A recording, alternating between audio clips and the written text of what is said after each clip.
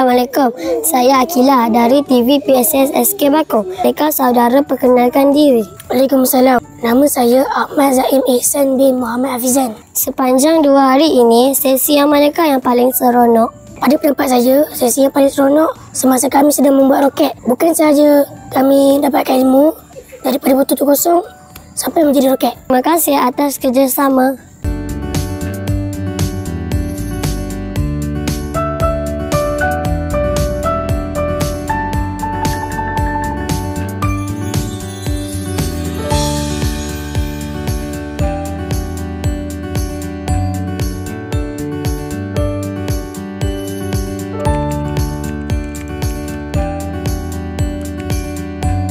Saya Kayla dari TV PSS SK Bakong. Boleh saya bertanya satu soalan? Ya, boleh. Cikgu perkenalkan diri. Nama Cikgu Nurina daripada SK Tuh Paduka Raja. Soalan saya, apakah harapan cikgu untuk program Roket Air ini? Okey, harapan cikgu memandangkan ini adalah kali pertama cikgu mencuba mempelajarilah roket air ini. Jadi harapan cikgu semoga anak-anak yang menyertai hari ini ataupun yang berminat untuk menyertai dapat ilmu yang banyak dan boleh berpeluang untuk lebih ke hadapan lah, maksudnya lebih berjaya dalam bidang roket air ini. Bidang roket air ini sangat menarik dan banyak benda yang kita boleh belajar lah daripada dia. Contohnya macam apa tekanan, si padu. Jadi itulah harapan cikgu. Terima kasih cikgu. Okay, sama-sama.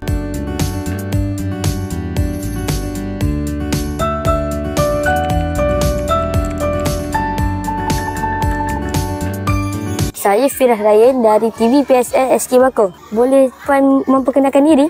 Assalamualaikum warahmatullahi wabarakatuh. Saya Nusapura Abdul Rahman, cikgu lah, besara pilihan.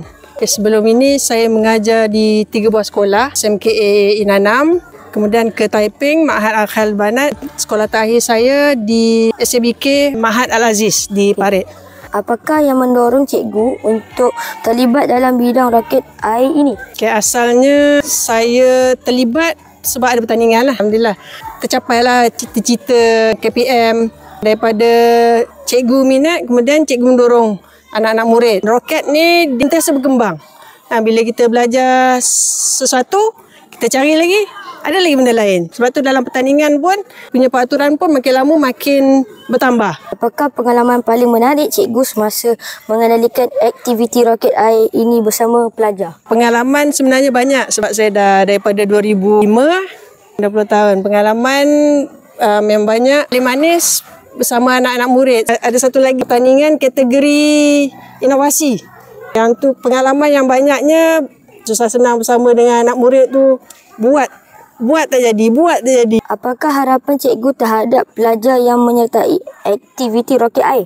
Harapan saya semua pelajar yang terlibat dengan roket air ini akan bertambah minat dengan bidang STEM. Anak murid saya kebanyakannya dia akan menjurus ke kejuruteraan. Kekurangan pelajar-pelajar yang minat pada bidang STEM ni. Jadi harapan saya sekurang-kurangnya dengan kita adakan pertandingan roket air ni tambah minat murid. Sebab saya banyak-banyak pertandingan yang saya suka roket air ni sebab kita boleh nampak. Bila parachute naik tu kita seronok lah. Ada ke depan kan target kena ataupun tak. Kemudian kalau parachute tu lagi best, kita tengok parachute dia terawang-awang. Okay? Itu sahaja. Terima kasih cikgu. Sama-sama. Itu saja daripada saya. Firah Ryan dari TV PSS SK Bakong.